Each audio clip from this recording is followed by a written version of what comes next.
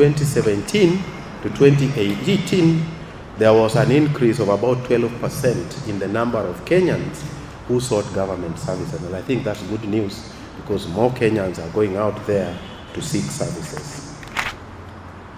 But also, as they seek services, there are bribery incidences that are experienced, and we can say that in 2017, 27% experienced bribery demands, and this decreased slightly to 24% in 2018. So the number of bribery demands have gone down at the service delivery centers marginally by about 3%. Top 8 institutions where bribes were paid, you can see the registrar of persons is leading with the 19.9%, followed by public hospitals. Of course, the police is following closely.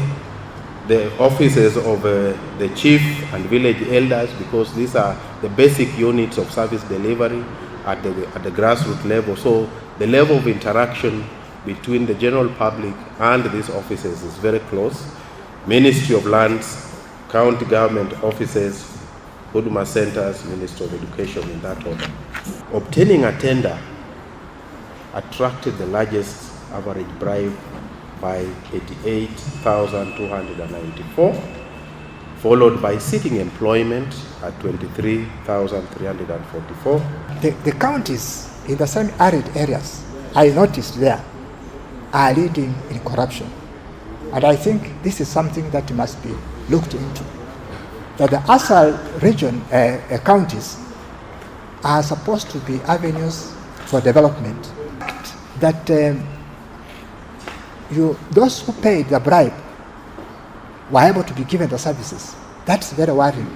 And I think it's a warning, a message to the public servants that a service that we provide is a service to the people of Kenya.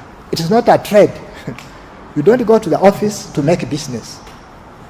So that you give a service, you are bribed before you serve.